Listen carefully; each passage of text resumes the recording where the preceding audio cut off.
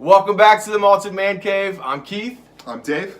And tonight we are going to be doing a whiskey, and I'm going to liken it to as if it would be a love child if the Aberlour A'bundah and the Balblair 99 had a child. Coming up.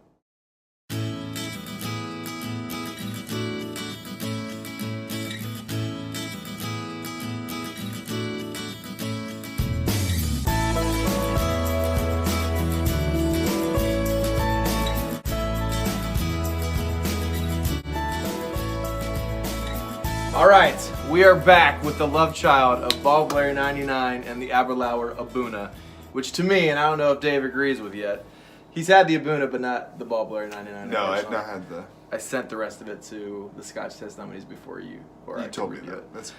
So, Edradour, 14, natural cask strength, and I actually lost the little pamphlet that went along with it, and you'd be surprised to know that there is actually zero information on the bottle or on the tin, and it just came with a little flap, which I lost. If there was a behind the scenes of the Malted Man Cave, you would see a time lapse of Keith scurrying around the Malted Man Cave. Trying to find looking at all of his... Alright, so a little information. This was the 2002 vintage, bottle 2017, cask number 1416. It comes in at 54.7% ABV, non-colored, and non-chill filtered. There we go. I want you guys to know that how serious Keith is and how much he wants to portray truth on this. I quick Googled. He was looking for the pamphlet to see what the ABV was, and I was like, I'll just Google it. And so I Googled it, and sure enough, the first thing I found was was 58%. 58% ABV. I was like, no, Dave, there's different vintages. It's not, because he saw the tin and the bottle look the exact same. I'm like, I'm telling you, there's different vintages, man. I thought for sure it was going to turn It's 58%. Sure enough, look at my email, my order history. Boom. No. Boom. So, what Dave doesn't know is the behind the scenes when you actual Scotch connoisseurs know what you're talking about. When us YouTubers put our foot in our mouth and we get crucified online to make you feel about this big. So yeah, we're going to do everything we can to make sure we get the information right. So, without further ado, and without throwing your review mate under the bus, I wasn't doing it at all. Let's get into some whiskey. Throwing myself under the bus. Yeah, we're going to definitely water this one. Yeah, man. All right, without further ado, Dave, will you open us up with the nose? Let's just... Woo! Well, You want to go ahead? No, I already had a little bit of water in this. I'm going to start out without it.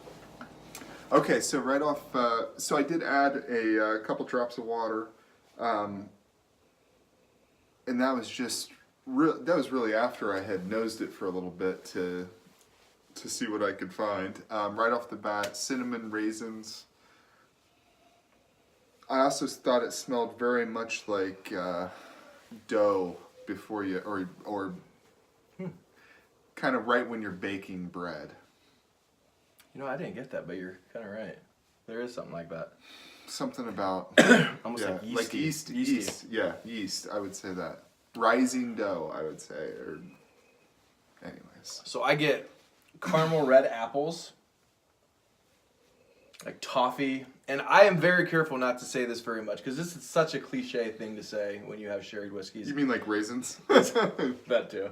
Christmas cake. And I have not said that in probably 20 different reviews for sherry whiskey, but this is Christmas cake in a glass. Now, when we're talking, we're talking about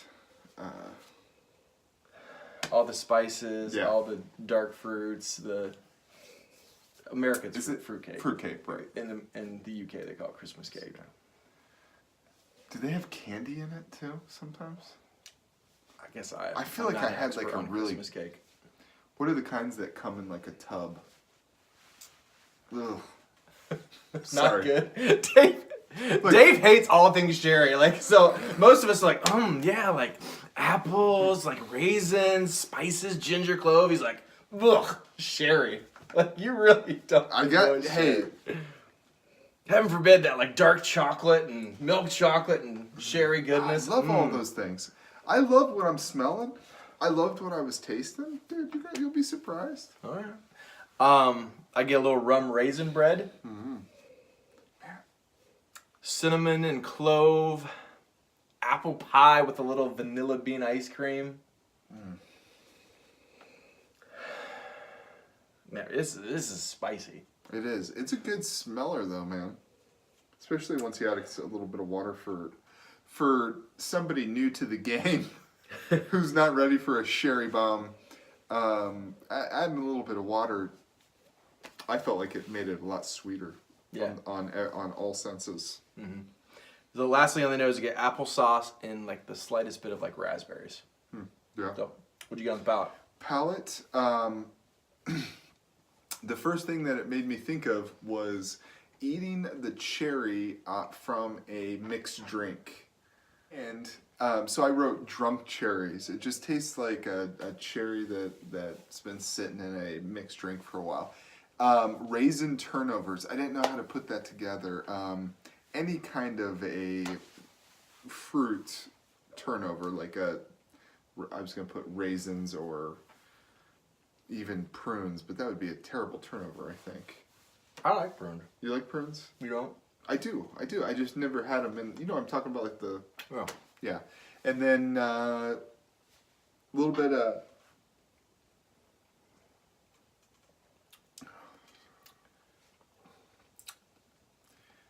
I like it. I wrote Cinnamon Toast Crunch. I couldn't really put a name for it. It definitely reminds me of, once again, kind of yeasty, but with that cinnamon, like a bread kind of, yeah.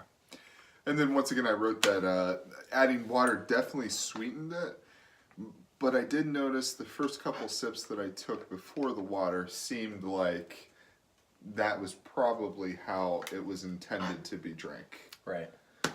I definitely, it seemed out of balance a little bit after adding the water.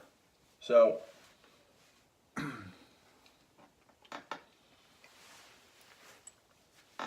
again, I get like red, like Fugi apples, like caramel apples. Like, have you ever had a really good, like, red Fugi apple? It's like it was surrounded in caramel. Praline candies, which I get a lot with like the Aberlour A'bundah. Have you ever had like good pralines from the South? Yes. Like Lindsay's family. So when Like we went from the roadside kind of thing? well, anywhere, like any of the candy kitchens. Yeah. Like even like the Savannah Candy Kitchen, that's actually where my favorite are from. And it's like Yeah. you know. Can you order them online? Yes. And I think we're going to start doing that more often because they're amazing. So I get praline candies. Me and my wife like literally argue over who gets the last one. So we went on vacation. I picked some up, and then we fought over them. Obviously, I was a good husband, and I let her have the rest of them, most of them. And then she went down to South Carolina during Thanksgiving. Oh, and when I stayed behind. Yeah, yeah. And some of her family was coming through, like Savannah or Georgia, somewhere down there, and they picked up some for her. And she brought some back, and actually she repaid the kindness because last time I let her have the leftovers and she let me have them. Normally, like we go at it, like we go to Bo's. Where are they at, man? Can I try them? They're gone. I know. We can order some. So praline candies, toffee, again Christmas cake, cinnamon cloves, applesauce, rum raisin bread, apple pie with a little bit of ice cream. And then the last thing I said, and this is why the whole praline thing, the applesauce, cinnamon cloves, and then this last part, I put Applejack cereal. Remember that when we were kids? Did you ever have Applejack cereal? Yeah. And then I said that I got this on the Balblair 99 because it was so creamy and like apples and like cinnamon.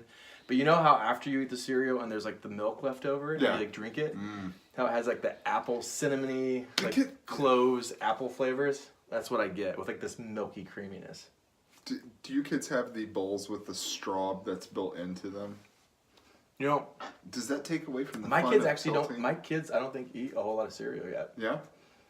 Because of our work schedules, I don't get up a whole lot, and when I do, like I make eggs. Yeah. Or bacon. Yeah. But I know my daughter occasionally eats cereal, but I don't think she eats it that much. Yeah. Yeah. Anyways, we need to get some Applejack. That sounds delicious. That sounds delicious. And dude, I got frosted Rice Krispies because I thought they were like the. Do you remember Rice Krispie treat cereal? Yes. So I thought what I was getting, and it's just like sugary Rice Krispies. Yeah. And I was like, Fail. I was talking it up to the kids. I was like, your mind's about to be blown. and then it was terrible. Yeah. So what do you get on the finish? On the finish, a lot of what I got from sherry. Sherry. I'm gonna have to only do sherry whiskey though when it's just me. When it's just you. We're just gonna do bourbon and bourbon matured Scotch and just peated when it's Dave's here. Yeah, I would say probably a lot of the fruitiness stays with it. A lot of the sweetness stayed with it, especially after I added a little bit of water to it. And then I think it ends kind of spicy to me, at least. It's got a little For sure. kick to it. So I would say it's a medium Mm-hmm. finish for me. Again, obviously you get all that Christmas cake, the sweet goodness, like the sherry typical flavors you get, the dark fruits, the cloves, apples, caramel pralines, and then I got a little bit of white pepper, a little bit of like the kind of mild drying oak, and then it ends again with that like cinnamon ginger snap, like crackback right at the end as it trails out with that milky honey Applejack cereal. So I think it's great stuff. I know this isn't your cup of tea, just sherry in general. Yeah. But for me, Malted Man Cave Mark is it's in between an 89 and a 90 for me. So almost like 89.5. 89.5. 89.5. We're getting into the halves. This doesn't have to be a thing. But like literally. I'm going to say an 87. 87? 87. I will say this. When I bought this, I thought that this was like going to knock my socks off. And this is very good. I would totally buy it again. For around, after tax and shipping, 135-ish after shipping and everything. It's worth it, but it's not quite as wow as I thought it was going to be. Right. So I definitely recommend getting this. If you can find this anywhere $120 and down, pick it up, no problem. It's a very good whiskey. It's just not like great like I thought it was going to be. Yeah. And I know.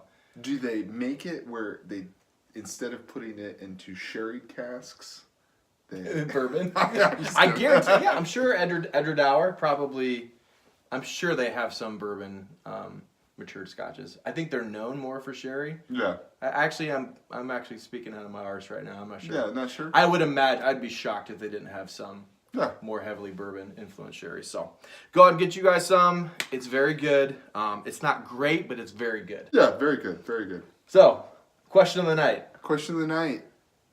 Again, as we've always said, we like to just have fun, get together, have a couple drams together, and talk about life. Yeah. Have fun. So if you guys have any questions for us, we've been friends for a comments. long time, so so that's what is also fun to talk about, just because we've known each other for a really long time. And when I originally brought Dave on, he liked bourbon, but he wasn't huge into Scotch. So that was kind of how I got him to tag along. I was like, we'll talk about other stuff. Because if Dave had his druthers, he'd love to do like a Politico. Oh, yeah, right? Like a blog about politics or other things. So just make everybody angry in my life. Yeah. What was the question you came up with? Favorite Christmas present that you have received? How about you go first? Because I still haven't nailed mine down. So, favorite Christmas present that we have received ever in our life? Ever. Whether we were 4 years old or last year. Yep. All right. You know? So mine, I'm going to have to go with Christmas. It would have to be 95, maybe. Christmas 95. Sitting underneath the tree is a small little box that says Dave on it. And I open it up, and it's a Game Boy. A Game Boy? Yeah. Dude, those are awesome. Yeah. Do you remember I freaked out. Hunt for Red October? Did you have that one? No. It was the best game. I had Wario. Wario's or whatever that. Anyways, yeah. My parents had basically shot it down every time and then said, like, no, you're not going to get it. And then pick something else.